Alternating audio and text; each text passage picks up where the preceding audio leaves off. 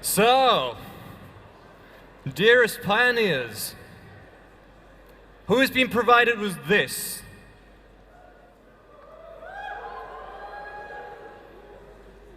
Good. Good, because we will be needing this. Now, before we get started with our final pitches, we would like to get a very, very important person, one of the jury members on stage, from SpeedInvest. You will meet him, and he will have a somewhat special announcement to make. I'm looking forward to that. Once Oliver's done that, we will be pitching. Now, can we just test your special applaud one more time? How's it sound when you're happy?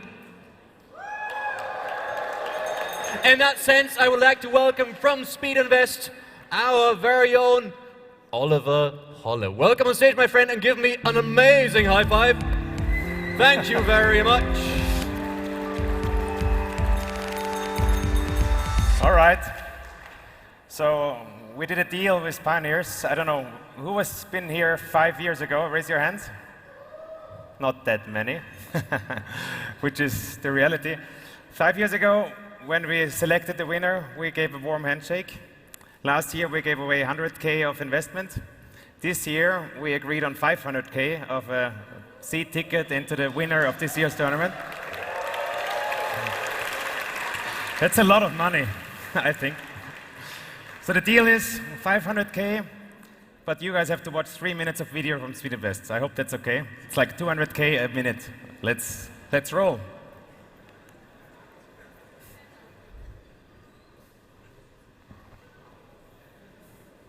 One thing that differentiates us was we have lots of fun. Basically, all the people we talked to back in 2011 told us what we're doing is bullshit and will not work, and nobody will ever care about an Austrian venture fund. The greatest thing about what we do is really to work with founders, with strong founders, and complement their skills. Did I ever tell you I am completely crap in selling stuff? I sort of know. I always tend to look at startups like bands, where sort of the different members need to play together well. I love to watch if good teams start to play together well. Emotionally, the founders are almost as close to me as my children, in a way. So there's a lot of sort of emotions involved. One thing that I can bring to the table is just being calm. So just staying calm and raising more money is often just good enough. And what was your question again? What's your goal with SpeedInvest? Work with friends. Work with people that I really enjoy and kind of build my own organization. I really like that. We sit together with the founders and detail where can we support and define very clear targets. That's actually the value of our growth partner program. I think we're really bad at judging markets. We don't care about markets in the end of the day. But I think we care about product and we care about people. And I think European founders really need to think big. When we are 4 years old, that's not old. 4.5. So I think we're just at the beginning, and at the end of the day, we are a prototypical startup with a couple of guys that actually do not earn high fees as all of our colleagues out there. I saw that the other day. I'm not fucking earning anything. I know, sorry about that. We are not a typical investor steering and investing into a company, but trying to be and act, and we feel like a co-founder. I can do that pretty well. That's why I invented SpeedInvest, because we don't just have to give advice, we're actually allowed to do stuff, right? that's the only, I mean, otherwise I would go crazy. We all go to Mallorca. Actually, it's gonna be like, how many? I think 80 founders. 80 founders, 3 days of work. Remember our first insights? We barely had entrepreneurs. The portfolio was small. I think you barely made it home. When I was a founder, it was us selling something to VCs. If SpeedInvest is the perfect fund that I would like it to be, we would work exactly the opposite.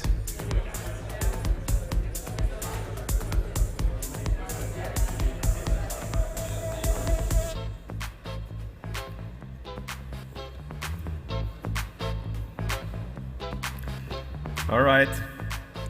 Thank you. Thank you for your patience. So the main message is we have grown up, we now have an image video. That's pretty cool. But I want to not talk anymore about SpeedInvest. Actually, We've got more light there. all right. So enough about SpeedInvest. One thing I wanted to share with you. I don't know, like how many Austrians are in the audience? Raise your hands. Okay, quite a few. So I don't know how you guys feel. Just want to share something. So I've been explaining like to normal people what startups do for the last 15 years, and they never got it. They never got the roller coaster thing. They never got the fine line between losing and winning. And for me, the last 2 days, finally, I found that actually politics had its real startup moment, first and foremost in Austria. Why? Like 2 weeks ago, our international people probably don't know, but 2 weeks ago we had a chancellor who never used the word startup in his whole political career. And we had a far-right-wing populist basically knocking on the door of presidency. And then something amazing happened. People stood up, people did something, small things, just like startups, small things, tiny things, meetups. And 2 weeks later, 20,000 votes or 30,000 votes later, the picture looks completely different, just like in fucking startup life. We now have a president that is a normal dude, a real like normal, and pro-European, civilized, can talk, straight sentences, even English.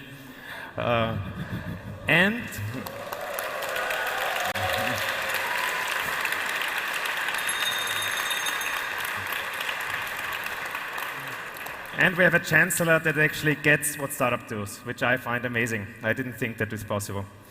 So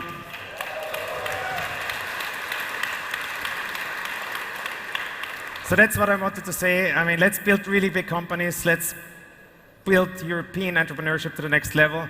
But let's also build a big, open, civilized, and nice Europe. And we're not only about this. We're not only about startups. We're also people and hopefully civilized ones. So thank you, and let's go back. Thank you very much, Oliver. Don't run away. I'll keep you. I'll keep you. So you are the first person to grab a seat. Sure. Obviously, we're not going to see if it's far left, middle, far right. It's always a question. Whatever you feel like. That's if I were a psychologist, I'd make that one count. Okay, got it. In that sense, we'll be moving on. But before we do that, we'll have a look. You said already, the startup that wins gets up to 500k invest. But not just that 500k invest by SpeedInvest, but also on top of that, they are taken to the Red Bull High Performance Center Experience. What a name! The Red Bull High Performance Center Experience in LA, which is not just supported by, obviously, Red Bull, but also by Lufthansa and My Austria. What a name, isn't it? The Red Bull High Performance Center Experience. You couldn't put more into that, but probably it's just as awesome as it sounds. In that sense, I think it's worthwhile fighting for that. But before we do that, let's move on and see what else we have.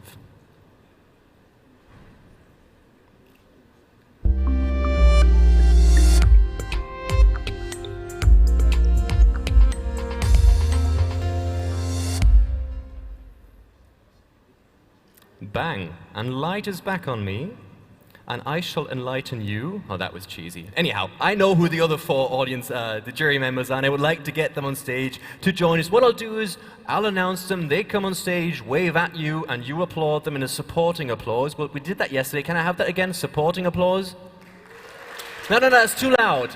A supporting applause, like you carry them. Bit more? Bit more? Yeah, that's... And then once they've seated and passed me, you just go up, okay? Awesome. In that sense, I am happy to welcome on stage our other investors. Now, you've met Oliver, and we've had some sort of a shift because Tim couldn't make it anymore, Tim Draper, but we have someone who's equally good. But don't worry, he's not going to sing, although it was awesome what you did, Tim. Oh, it was, seriously. I'll call their names.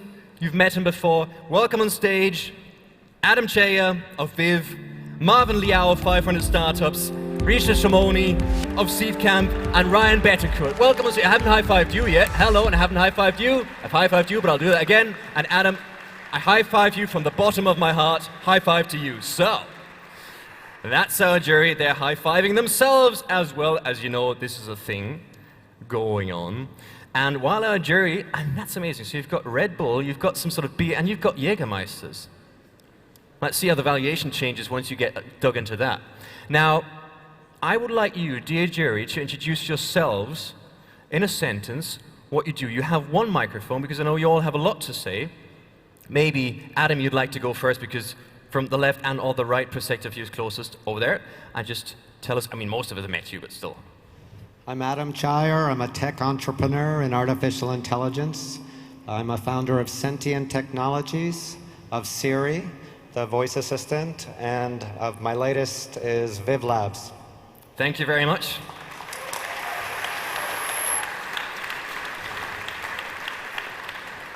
Hi everyone, my name is Ryan Bethencourt. I am a biotech entrepreneur, biohacker. I've helped start several biotech companies myself, several biohacker labs, and also my most recent incarnation is as an investor, so in the biotech space. Thank you. Awesome, thank you. We should be playing a shot game together. Every time you say bio, we drink a shot. We'll be hammered in no time. Hi, I'm Reshma Sohoni. I'm founding partner of Seedcamp. We're based in London. We have about 220 companies in our portfolio. Very cross-sector of investing. So if you are an ambitious founder, come find me. Thank you. Well, we've met you, Oliver, but you... So I'm Oliver. Hi. Hello, Oliver. Hi, everyone. My name is Marvin Liao. I'm a partner at 500 Startups. We're an early-stage seed fund and accelerator program, and I run the San Francisco office and look at lots of awesome companies across the world. Thank you very much. So, that's our jury. Now, they will be doing two things. Obviously, keeping a close eye and taking notes with their iPads or whatever they are, so they're not bored and playing Angry Birds or whatever they do, but they're actually taking notes. That's number two, actually. But number one, they've also been given a specific cardboard device, such as that, yes, marvelous, consisting of 3 numbers, 1, 3, and 5. Okay, simple. 5 means that's super awesome. 3 means nah. And 1 means I don't give a rat's ass. Ish. So in that sense, it's pretty simple. 5, 3, or 1. We tried to make it not too complicated because you don't like numbers. So, and other than that, we'll have the startups. Again, the rules are very simple. They get 3 minutes to pitch. Then we have a ding, and that's when their 3 minutes of fame could potentially end or just start. And then the jury gets 4 minutes time of Q&A. Don't worry, it's simple. No, if I understand it, you'll understand it as well. There's one person yawning. That's special. Saw you yawn, my friend. We'll try and entertain you. That's good. Don't worry, I see it all. So, as we've done that, I think we should move on, and I have one more request. When a startup enters the stage, I want you to be as loud as possible because it takes a lot of guts and determination to stand right here. It's a nice view, but it's somewhat intimidating. So in that sense, I would like to get the first startup on stage. Are you ready for this? Say yes. I said, are you ready for this? And don't forget about your waving devices. If you like it, raise it up, okay? Good. In that sense, let's have the battle of the ecosystems for the coveted Pioneers Challenge 2016 commence. Let's have a look what the very first startup is. Ladies and gentlemen, from the materials and manufacturing ecosystem, providing touch interaction on any surface, please welcome Tactarian! So welcome on stage, Tactarian! High-five me, my friend! Awesome! So, are you good? I'm good, thank you very much. That's good. So you have a microphone, you've understood the clicker. Your slides? You see a timer? Very interested jury, even more interested audience. Are you ready? I'm ready. In that sense, go for it. Hi, my name is Daniel. I'm one of the founders of Tecterion. Tecterion is a high-tech sensor company based in Munich, and we're a spin-off from the German Aerospace Center. So what drives us? We are convinced that in the future, the interaction between human and technology will be way more natural than ever before. We are working hard that you will interact with your devices, with the machines, in the most natural way, with your hands, with your sense of touch. So Steve Jobs in the past introduced us to several different interfaces that changed the way we interact with technology. The mouse, it changed computing. Multi-touch, it changed the way we interact with our phones and our tablets. And we think this is just the beginning. It won't stop at the screen. What's next? Sensor skin. Sensor skin enables revolutionary human-machine interfaces. So I just want to show you what it looks like. Sensor skin is a tactile sensor. It was developed at the German Aerospace Center, and now you say, yeah, tactile sensing has been out there before. That's true. But what makes us unique? It's completely flexible, completely stretchable. This is the sensor that senses your sense of touch. So this brings us to our USPs. We are highly flexible, ultra-sensitive, and robust. If you drop it, if you hit it, you won't break it. It's very robust. So of course, we have patented it. 7 patents are already granted, 5 more are pending, and we have a unique formulation of the materials that is really hard to imitate. Now you're asking yourself, so what? What can I do with it? And actually, we're not only a technology-driven company, but we're a market-driven company as well. And our first use case, our first application, our customer came to us. So our first industry customer, he's from handheld equipment, and we make sure that this guy in the future interacts with his equipment in a safe and intuitive way. So we're working now on getting our technology into a mass market application. It's a huge opportunity for us, but it's just where we start. We want to bring this technology into textiles, into wearables. We're working on with a customer on that. We want to bring it to virtual reality and gaming. So if you go to the CES next year, think about taking us. And we're working with a customer to bring our technology to robotics, collaborative robotics. Our technology has a potential to disrupt several industries, but we won't do this alone. So we're looking for licensing opportunities in verticals that are hard to enter for a startup like automotive and medtech. These are the companies that we're already talking to and cannot name our first customer. This is the team that provides this sensor technology. We already have 400,000 euros invested into the technology. Now we're looking for 400,000 more in a seed round. And next year, we're looking for 2 million euros to bring our vision to reality, to make. And the time is up, my friend. Thank you very much.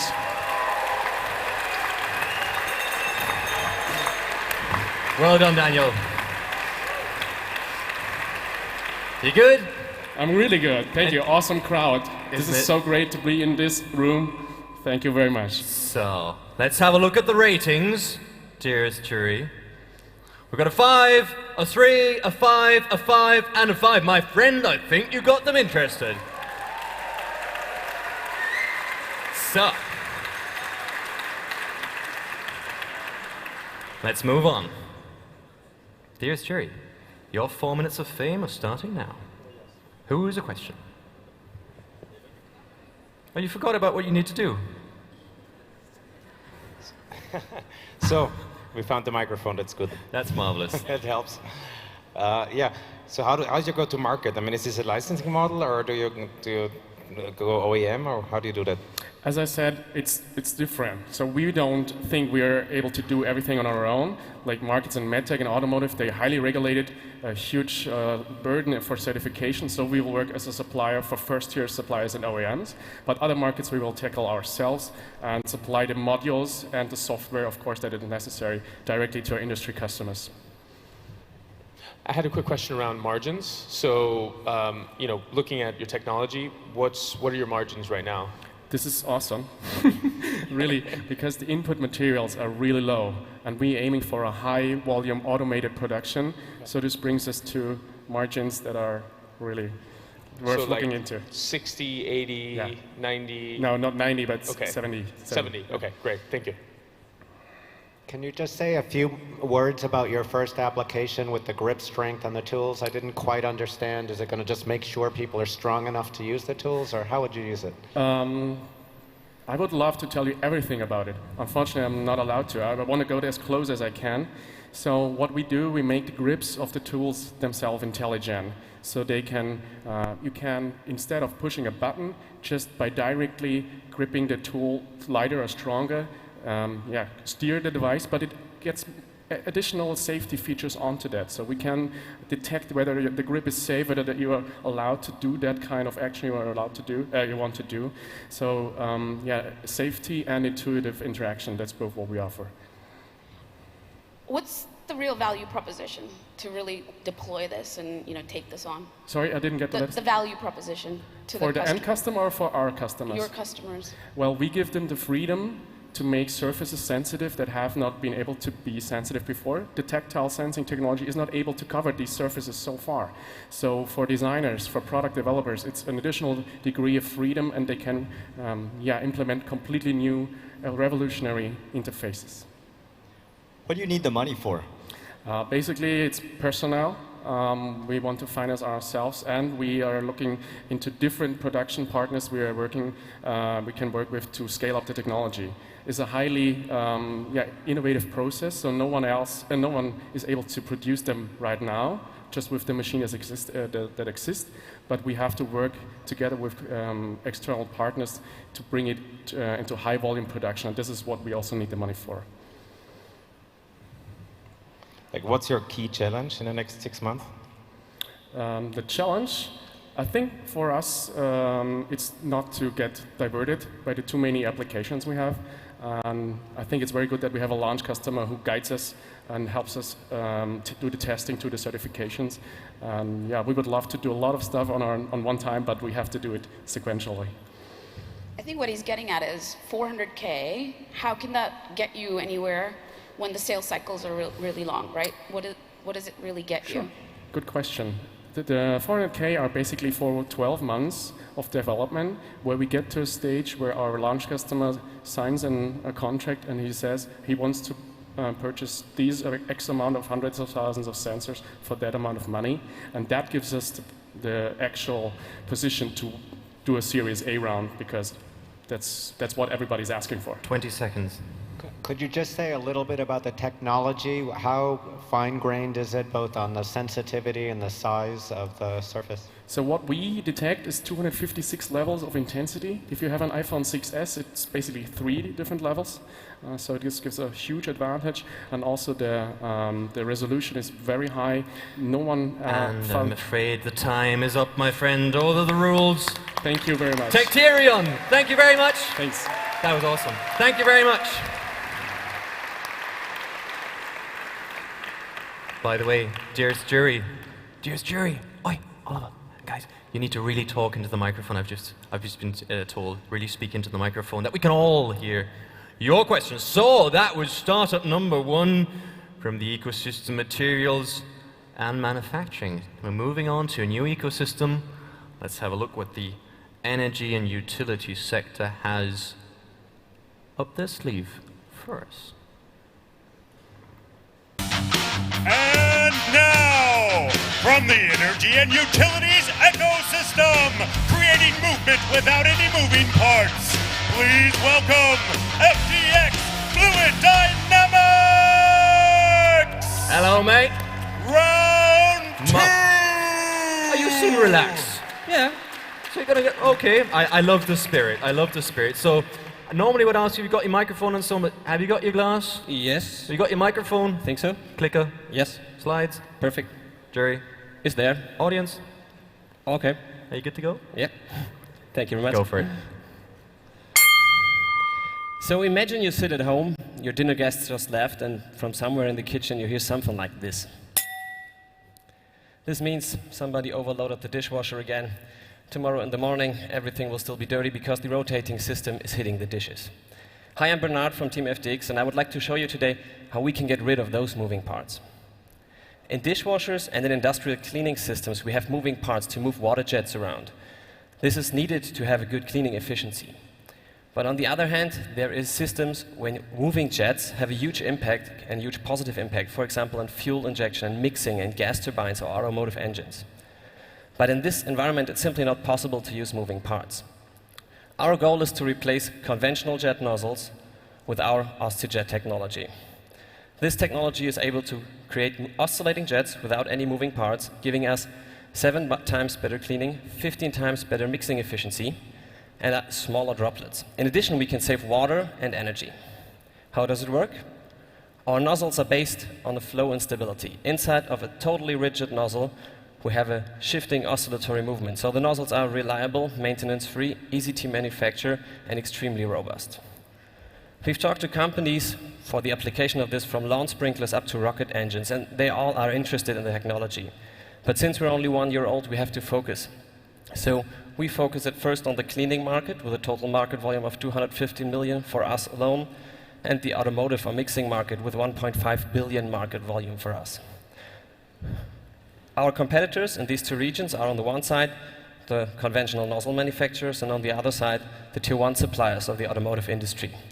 Since we have a patent pending technology barrier between our competition and us, we're the only one that can reliably design those nozzles to create movement without moving parts.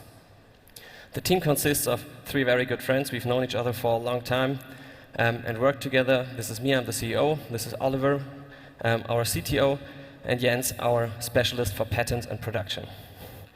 We have 3 employees, which are covered by our sales, and 5 students working on the next generation of the nozzles.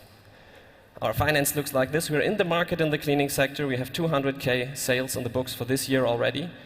And we have a German governmental funding of almost 1 million, which will finance us till mid of next year. So now we're looking for a bridge investing round to get the automotive R&D done, and looking for 700K in this round. Our business model is based on 2 things. So at first we have the tailoring of the designs specialized for our customers, and then we have the product sales and the royalty fees for the products if the customer wants to produce them themselves. So if you want to join us on our trip and create good oscillations without moving parts, feel free, and we are happy to join. And the time is up. Thank you very much.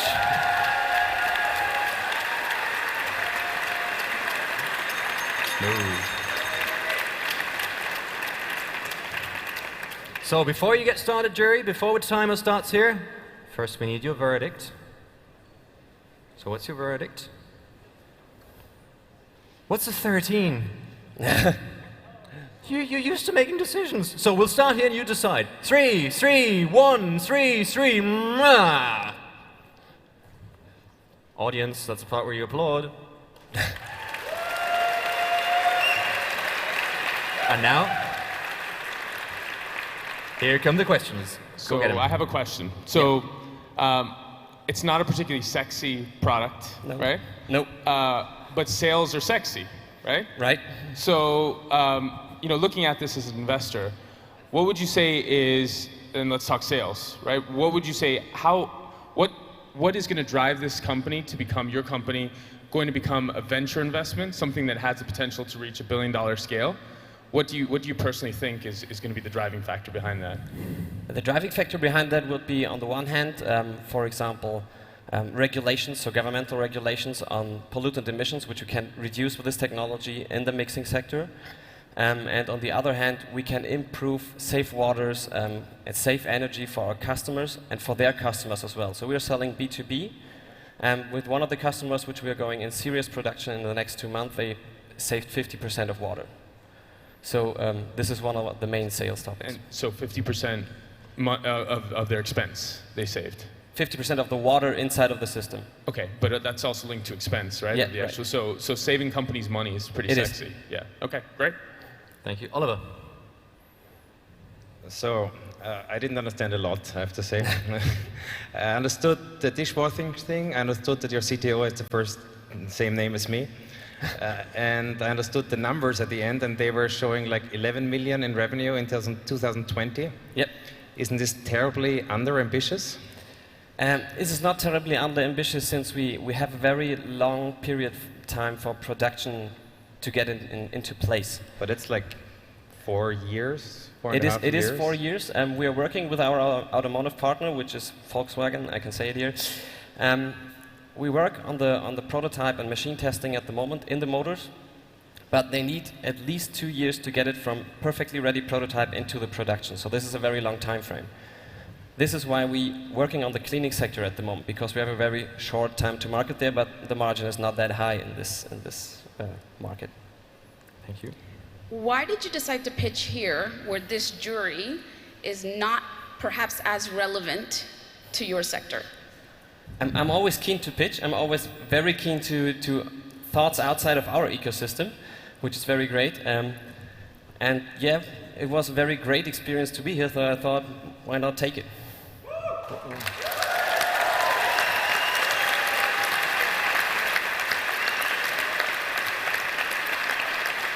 What does your sales cycle actually look like? Like, how long is your sales cycle? Like, not talking about implementation, but what do you see it? What has it been so far? I'm just curious. The sales cycle, it depends on the customer. So with the first customers we have, it took us from the first contact to now serious production 9 months, and now we keep on selling them with a contract for the next 5 years. Do you have 1 customer, 2 customers? Wasn't very clear. We have in the cleaning sector, we're working with 6 partners. We have 2 customers which are going into mass production soon. And in the automotive sector, we're working with 2 automotive companies and 1 gas turbine manufacturers, all of them in the prototype testing phase. Can you charge by part? Is that how it works? Or licensing part? And just This is really depending on the industry and on the partner. So we have a couple of partners which really have the production possibilities on their own, so they can produce them on their own. We have license fees for these kind of partners or customers, but mainly we want to produce them ourselves and sell the product directly. 20 seconds. Can you just talk a little bit about product development in that? Is there still a lot of research to be done, or have you solved the problem and it's just a question of rolling things forward? We are working on this nozzle technology for 7 years. We've done our PhDs on this topic, so the research is done and it's just rolling out. And the time is up, my friend. I'm so sorry. Thank you very much. Thank you. FDX, Fluid, Dynamics. Thank you very much. And I've seen some of you already abusing our waving devices because it's hot in here. But I like that. Entrepreneurs always adapt. I wasn't trying to make you do it, but just saying I've noticed it. I notice everything on here. Ish. Anyhow, 2 down, 5 to go. Let's have a look at the next startup. Up next, in the life sciences and agriculture ecosystem, transforming spaces into vertical farms. Welcome to the stage, InFarm! Welcome to the stage, InFarm, and high five, my friend. Good. So. Hello. Are you well? Very good. Good. Thank you. You've got the clicker. I have it. The microphone. Those happen to be your slides. Jury, audience. Are you good to go? Yeah, let's do it. Go for it. How do you feed 9 billion people by 2050? The UN predicts that by this time, we will need 2 extra planets in order to feed the growing population. Already now, 7 billion people are living in cities, and by this time, there will be even more. We are wasting an incredible amount of energy on transportation in order to bring the produce from the farms into the city. 30% of the food is wasted before it even arrives there.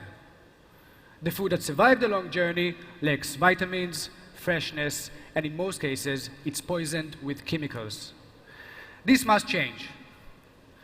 We at InFarm, we build indoor vertical farms growing inside of the city, inside of the buildings, delicious, nutritious, by-demand food. Our farms utilize light and space in the most efficient way possible. We build an intelligent software using high-precision sensors to control the environment and to boost nutritional value of the plants. When comparing to traditional farming, our farms are 400 times more efficient. Our goal is to replace 30% of vegetables, imported vegetables, in 10 major cities around the globe. The environmental impact of this will be like removing 1 million cars off the road. It's more than there is in Vienna at this one. At the first step, we will build 1,000 square meter farm in Berlin. By cutting the chain of supply, we can offer to our customers premium produce below market price. Initially, we target high volume clients, but on the long strategy, on the long run, we're going to sell directly to the end consumers, increasing our margins. Our farms look like data centers. Each client has his own plot, growing by his demand. He can choose what he wants to grow, how much he wants to grow from it, and when he wants to get it. We call it farming as a service. We partner with the Metro Group, thank you. We partner with the Metro Group, one of the largest wholesalers in the world. We have a proof of concept inside of their store. We secure patents on the technology. We got grants from the EU, and we are working with the best companies in order to achieve our goal, to disrupt the entire food system. Thank you.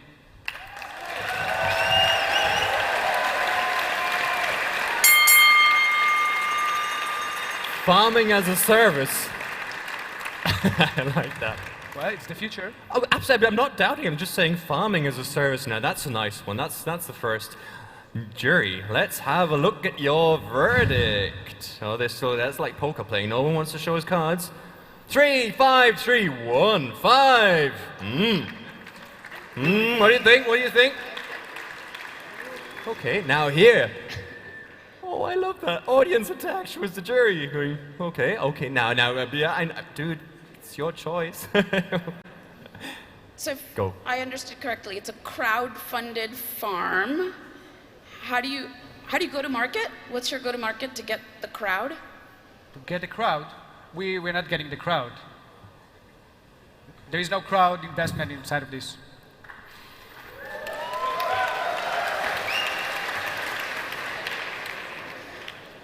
I personally think this is a camouflage business model. I personally think a lot of my friends would have very precise ideas what to grow there. Well, farming as a service.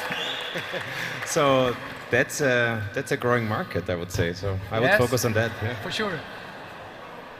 Marvin. So, you know, it's an honorable mission. I've seen lots and lots, but the thing is, I've literally seen lots and lots and lots of companies. Like, you want to go to New York, there's already a bunch of companies doing this in New York and Brooklyn and Oakland. Like, there's so many in the US, it's happening in Japan. Why are you different and better? And you didn't acknowledge your team at all, and you didn't talk about your competition. So can you answer that? Like, that's a lot of questions, but there's a lot of missing pieces here. Yeah, I think, first of all, the technology, the efficiency of our farms, it's not comparable to anything exists in the market today.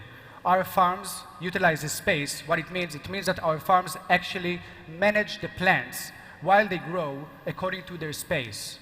Okay? So in farming, in agriculture world, you have what we call, you transplant the plants along the line. We are doing this automatically. Yeah, by this we reduce 30% of the labor. It's in Japan, they're operating in red because of that fact. There's a lot of labor involved. The other thing is light.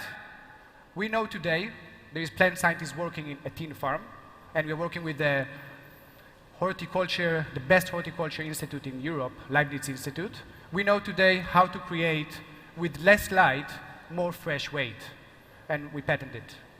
So this will affect also the efficiency of these farms. That's the reason it's... So yeah. I guess I got a lot of boos, right, for giving a 1 from the crowd. I just wanted to explain myself, kind of like what some of the other panelists have mentioned. I've seen lots of pitches for vertical farms, like at least 10 in the last year, and those are just direct pitches. So this space is super crowded. We've looked into the space. It's very hard to patent the technology around this space. Everyone is growing in vertical, automated, robotic farms. It's really the winners are going to be those that get sales. And so until you scale and start to get sales, it's hard to differentiate yourself from the crowd. I mean, you've probably got 10 per major city that are trying to do vertical farming. So it's a very crowded space. I think hydroponics, I mean, in California we have the marijuana industry, which is actually and across different US states, actually very interesting, but they're already using this technology, right? Like they're already automating almost everything they can. So it's like, it's kind of late come to the party, doesn't mean you can't win, but I think the only way you win is not based on technology, I think it's based on sales. Well, yes, Yeah. yes, and no. Okay. So first of all, if you're talking about technology, it's about yields, it's about efficiency. So from 1 square meter of our farm, 1 building block, 1 tray, we can produce 4 mature plants every day, 365 days a year. There is no other company that's able to do this. The second one is we have more than 500K in revenues, and we are partnering with the biggest strategic partners in Europe in order to bring this. So I think it's more about connecting to big distribution channels rather to search for people to buy it. It's already pre-ordered. 4 seconds. Done. Yeah, so I was just going to say there are And I'm lots of afraid things like that. the time is Yeah. up. I'm so sorry for being impolite. Thank you very much. Thank you very Thank you very much. Take care.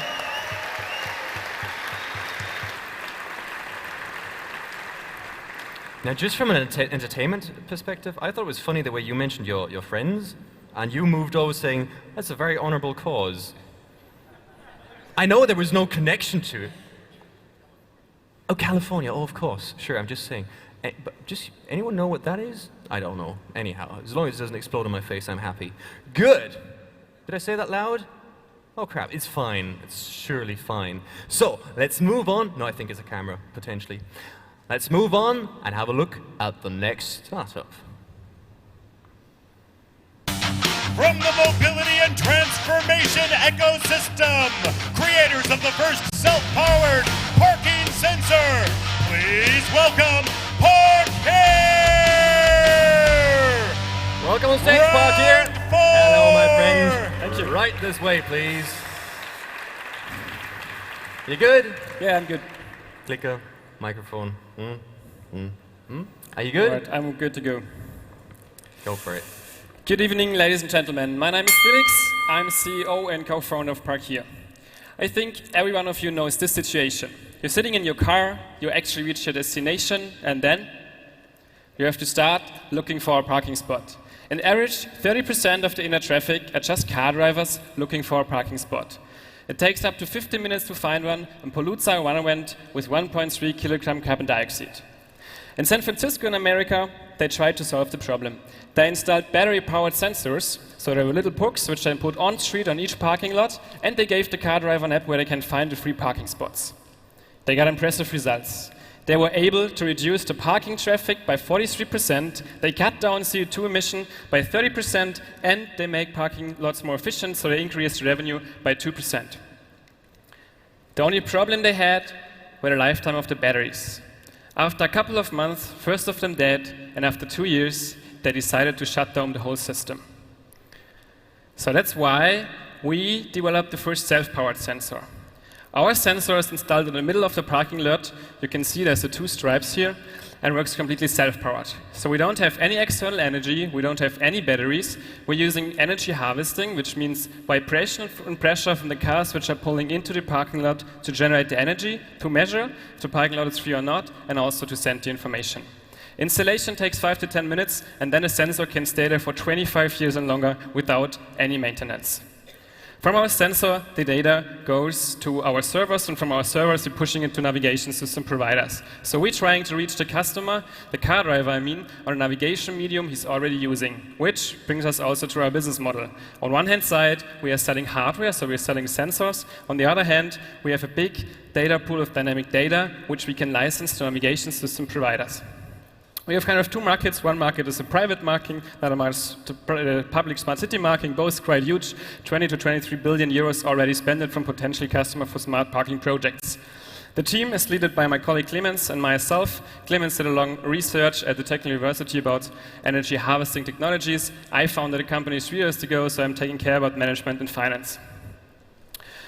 We founded the companies beginning of 2015 as a spin-off to TU Munich and got Tesla and BMW as the first pilot customers.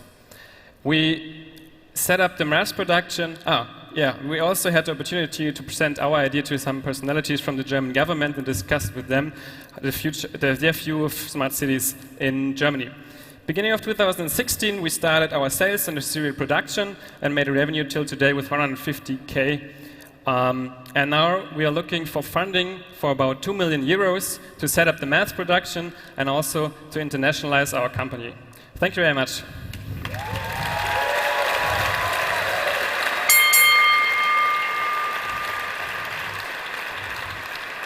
Auf Deutsch würden wir sagen Punktlandung. I was just saying in German we would say Punktlandung, which was like right on the mark. So, dear jury. 3, 3, 3, 5, 3. Okay, applause. By the way, I do have to explain something. The applause is the audience opinion, not me forcing you. So it's just like your way of saying, that's okay, or we love it. See you yawning, no yawning. You, no yawning. Good. Let's go. So your distribution then, is there installation, and is your distribution public entities or private parking garages, both, I guess? What's your plan again? Yes, we're doing both. So right now we're earning our money in the private market because smart city market, the cities have a long sales cycle. And we are making partnerships, for example, with Siemens. If they're selling big traffic management systems, parking sensors is part of it, so they are kind of our distribution partners. I was actually, I guess I'm an outlier again. So I like it because I think you're turning a dumb parking garage into a smart parking garage, right? And that's data that can be used and you're actually making it value added. So the question that I have is in terms of revenue and scale, how quickly could you scale up? Where do you see revenue getting to within 3 years realistically? We can scale up really fast. We are planning to do 500,000 euros by the end of the year. The technology is ready and the market is also there. So if we want to scale up, we just need the same machines like we have already, just bigger. And also the installation is done by the government themselves. It costs less than €1 per meter to cut a little bit in the surface to put the sensor in. I have two questions. One is, in garages, is power really an issue? I mean, they have electricity, presumably, so self-power doesn't seem like a big advantage. And the second is, do you have patents or is there a defensibility around this that other parking vendors can't kind of compete with you? Yeah, to the first question, our focus is on street. So in the parking garage you have power and you have existing systems. Doesn't make sense to install sensors there. But in the city it's a huge problem to get electricity. You have to make a lot of road work. And we know that it's really hard for them to get electricity there. So we just really simple cut, put in, and it's ready. And to your second question, sorry, what was it again? Yeah, the patents. Yeah, we just internationalized our patents, like we make the PCT. Yeah, so. Across Europe, where is the problem the keenest in terms of markets or cities? The problem, sorry, I don't get your question. Within Europe, what are the worst cities? How do you rank them? How do you think of? The worst cities are probably in Germany. That's why we're making the internationalization. We're looking also for contacts to Asia and to the United States because the cities are more open-minded. Our entrance market right now are the EV charging stations because if you like to charge, you also have to park in front of it. So it's kind of entry market to get into the smart cities. That's, yeah. Is there any creative business model or idea how to work with cities, like to scale this out much faster? Because otherwise, I think we all die before this goes to market. Yeah, so the cities, they just really pay a little setup amount, so they don't have any argument that it's too cost intensive for them, and we take care about the data. So we make our revenues just with the data. The goal would be that I don't have to pay anything, but we will see if this works out. So what do you so you said that you're thinking about the US, think about Asia, or someplace in Europe. Where's the next market you're going to go to outside of Germany? Europe, so north of Europe, because EV charging market is growing faster there than in Germany themselves. But like I said, the markets in Asia and the United States are more open-minded, are also fast and grow. The next plan would be to go to the United States and then also to Asia. 10 seconds. I like it. Thank you. Park here. Thank you. Thank you very much, my friend. Give us a fist bump this time. Thank you so much. Good. You got the high five coming. We'll do the high five, but occasionally I do like to diverse my strategy to an occasional fist bump, if you permit me. Are we okay on that? Awesome. Thank you. Let's move on and have a look at the next startup. And now, in the business and productivity ecosystem, with the most intelligent third-party sensor, welcome to the stage, Thing Thing! Welcome to the stage, Thing Thing! Oh, marvelous.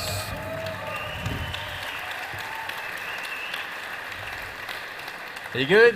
Very good. Very good, that's awesome. Clicker, microphone, your slides, your timer. In that sense, it's warm, isn't it? Heat it up. Go for it. Thank you. Thing Thing is a third-party keyboard that is more than a keyboard because it gives you a fast access to your files, to your pictures from everywhere, your calendar availabilities, and so much more while messaging. So you can be in Slack, iMessage, Viber, Skype, even the Pioneers Challenge, Pioneers messaging app, and everything you need is right there, just a swipe away.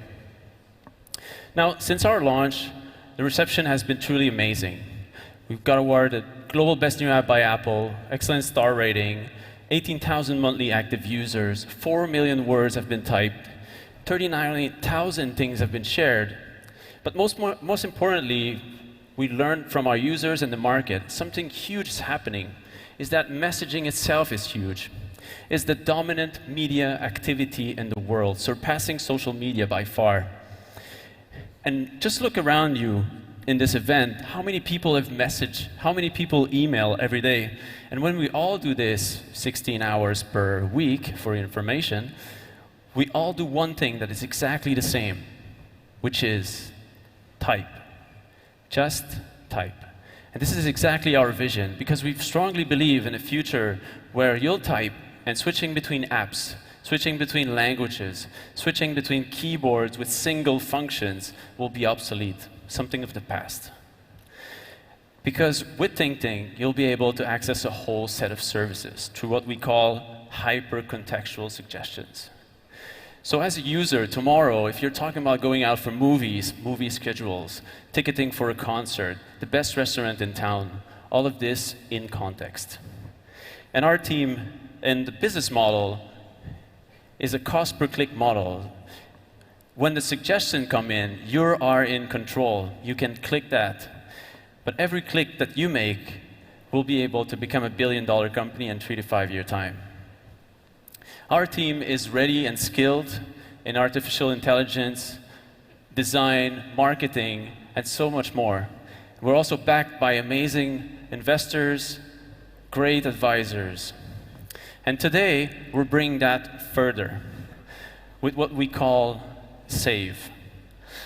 So in any messaging app, you can take content from that message and add it to the service of your choice without ever switching apps. So you can save a link in your Pocket or Instapaper. You can save a picture directly to the cloud service that you want. You can create a task directly inside any messaging app. And we think that you're going to love it. And this is Thing Thing. It's available in the App Store. Go download it. Thank you.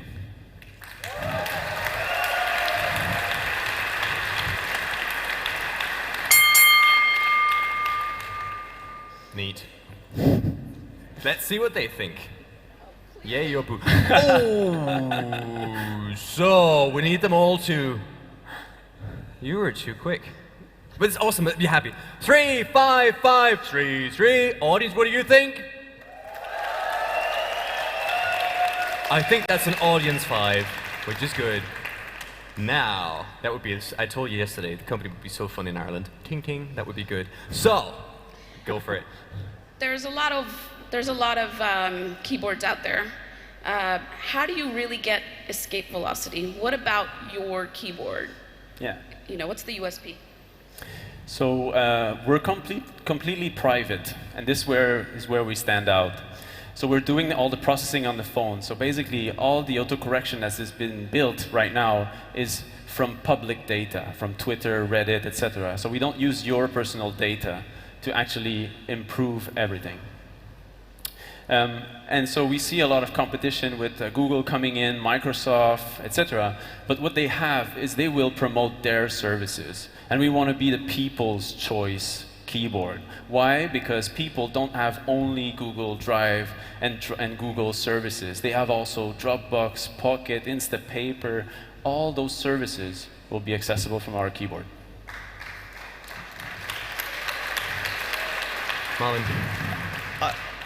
I would contest the fact that you have great investors. That's debatable. Sorry, just because that's really debatable. But anyways, it's actually a really interesting product. My question is, like, how did you get those users right now? You have 18,000 monthly active. Monthly active.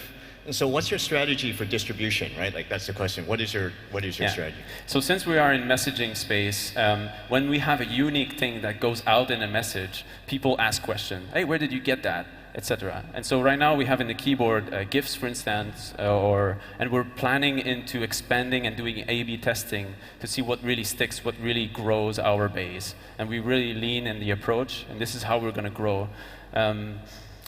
Along the way, we've learned also, we've created a keyboard that was first without a keyboard. People hate switching between keyboards, etc. No? And so this is how we moved, and now we have traction. Also debatable. It's okay traction, right? For a mobile app, for a product like this, it's okay. Where are most of your users coming from? 52% United States. Sorry, I'm just like dominating this, but there's just so many questions here. Just like, so for me, the fact that you've gotten some traction is good.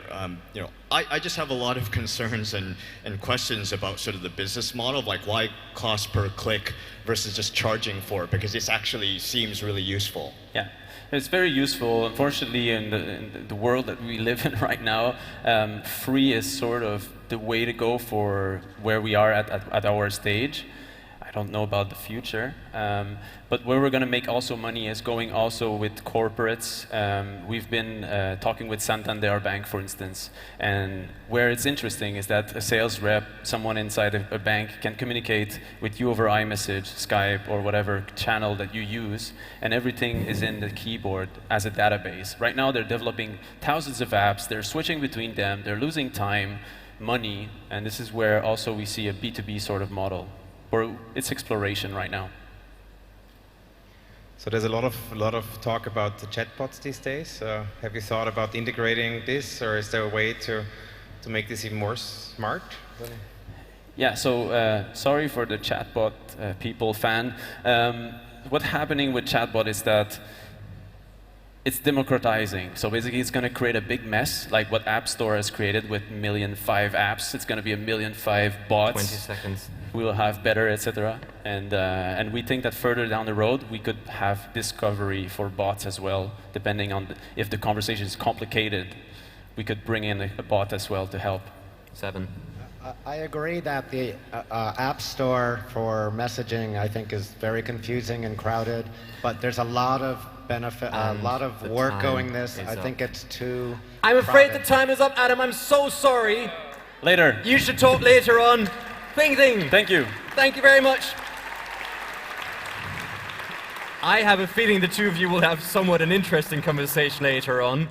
Don't know why, but I have a bit of a gut feeling. You're smiling, that's good. Marvelous. Let's move on. It's nice and warm in here, isn't it? You're doing good, all of you? Yeah? Yeah. The thing is, if you're in a palace, well, you can have the bloody beautiful view, but you won't have an air conditioning. But I think I'd always trade the view for an air conditioning. Is that right? Yeah, indecisive lot. That's marvelous. I'm happy. I don't care if you're happy. I'm enjoying myself. So, and I'm reasonably polite, I think. But if not, again, whatever. In that sense, moving on to have a look at the next startup. And now, from the financial services ecosystem, providing a simple business spending solution, please welcome Leo! High five, my friends! Oh, my goodness. You're tall. Right this way, please. Isn't that amazing? You can't just see the audience, but you can also smell them. Awesome. Right this way, please. No offense, but I can tell. You're not saying I'm any better. You got the microphone? Or the clicker? Move right this way, please, that you are in the light. Are those your slides? Mm-hmm. Are you ready to go? I'm ready. Go for it. Thank you. So, ladies and gentlemen, tomorrow is hangover time. You'll all wake up with a bag full of receipts and a pending expense report, and we all just hate it. Now listen up and meet Pleo. We're the first company card to come with an artificial assistant. This is my co-founder. We met a few years back in a company called TradeShift. We were building financial products together, but I was also the CFO as the company grew to more than 100 employees across several markets. And I learned a few things. I learned that most things you need to run a business today are just a few clicks away. Travel, software, hardware. I learned that transactions have become more complex. No longer are they just one-offs. Now they are also cards being stored for repeat purchasing and subscriptions renewing. I learned that employees of today act like consumers. They want to be efficient around their purchases. They want to do it themselves and get on. In our company, there was pain across the entire organization. Employees were frustrated they didn't have their own card. They felt mistrusted having to pay out of pocket, and they hated expense reports. In finance, 30 to 40% of my transactions every month, I had no clue where they were coming from because cards were being shared, subscriptions renewed. And managers, they lacked real-time insights to where they were on their budgets. We looked at credit card solutions, and we realized that industry hasn't changed in 25 years. It takes 6 to 8 weeks to get a card today from a bank. It takes paperwork back and forth. It's a carte blanche. You can do anything with the card once you have it, and it's not connected to your financial processes. And therefore, for us and for many companies, it's only for the executives. We thought about it, and we built Pleo.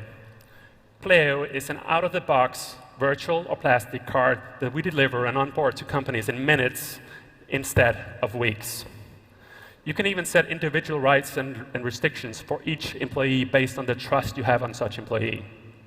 And we, of course, notify employee and managers once a purchase is done or once a subscription renews. But underneath is an AI engine. Our engine tries to understand what is normal spend behavior and what is out of the ordinary, and we flag fraud. We even automatically capture a receipt. We tag it for you. Is it marketing? Is it a project based on your geolocation or based on your calendar information? And it's all available in your dashboard and connected to your financial systems. We charge €6 per user per month. We're currently in private beta. We launch in Denmark and the UK later this year, and we have hundreds of companies. And you're out of time. Thank you very much. That was, you got it in, you got it in. Thank you. Good, because you're big and scary looking, so. No, you're not scary looking, but you're tall. So, we've got a 5, a 5, a 3, a 3, and a 3. And what do you think, audience?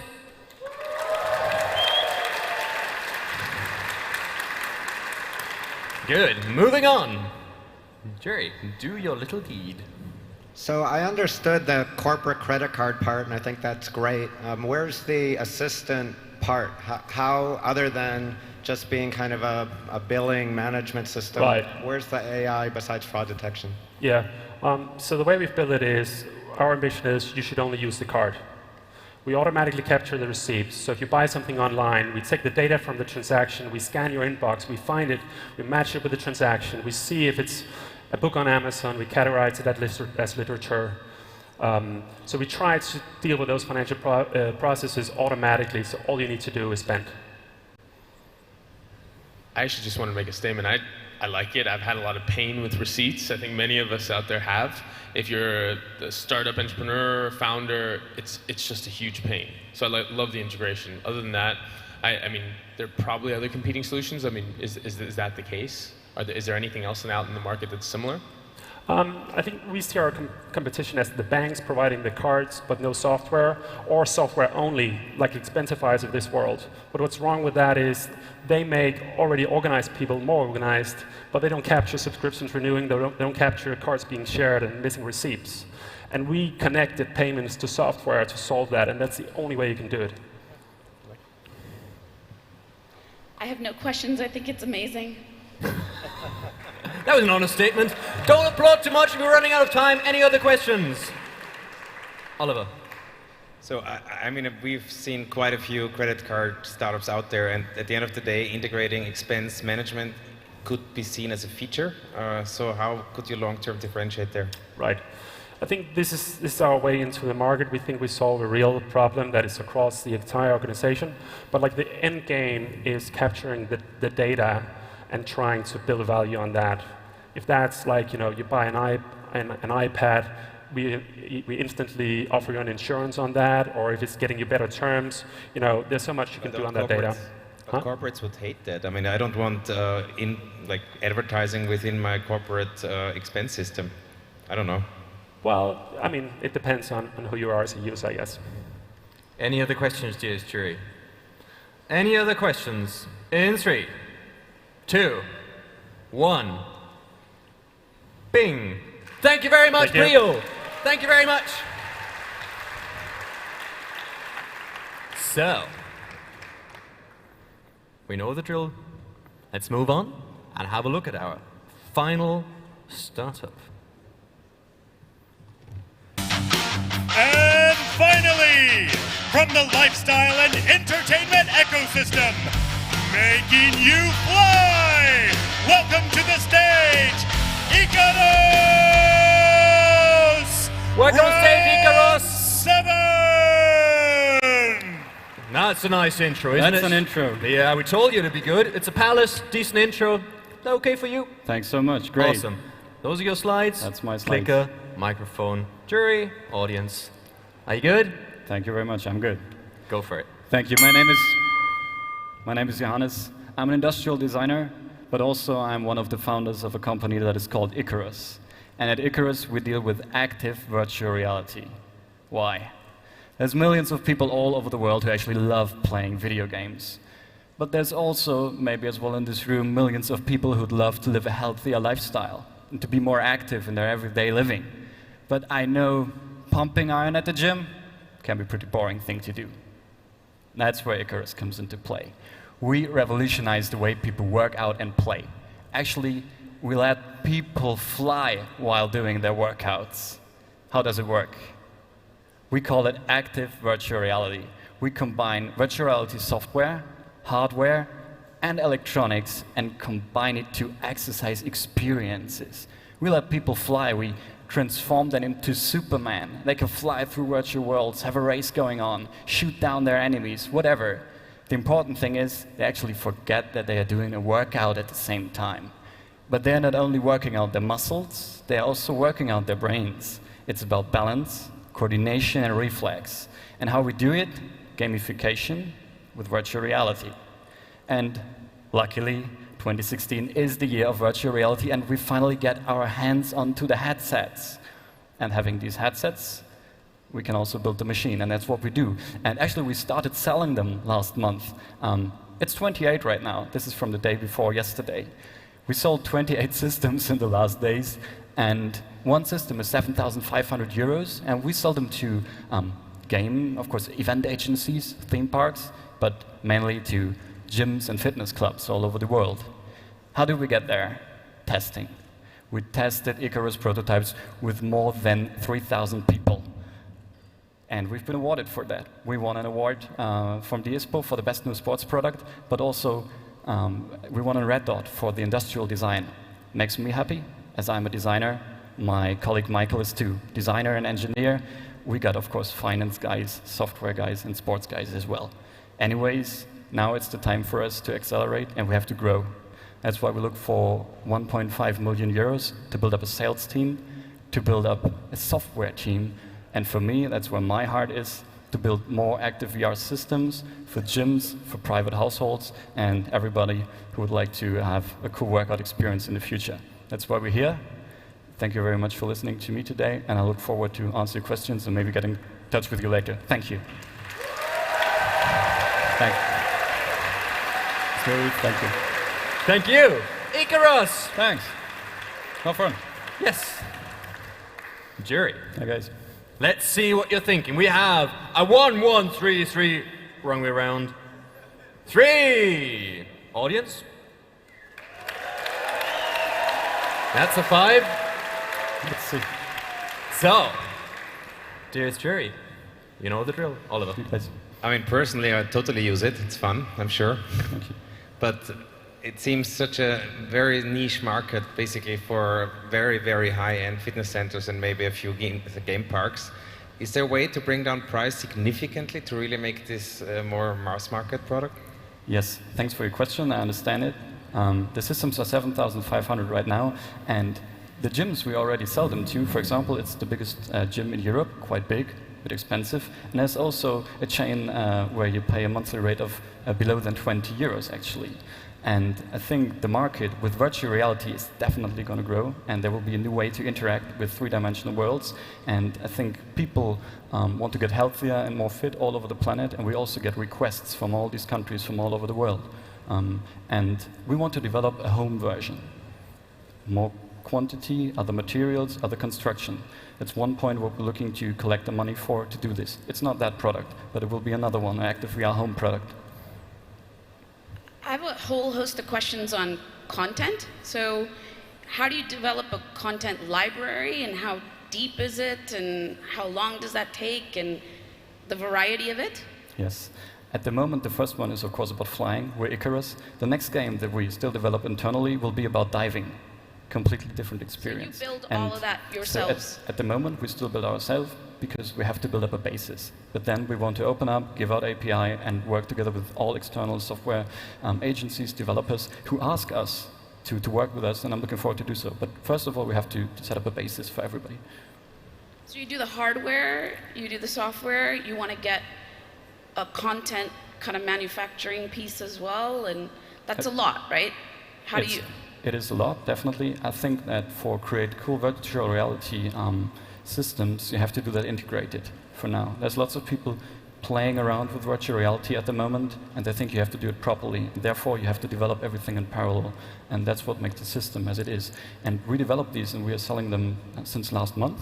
And I know we can do it, but to make it on a larger scale, we need support.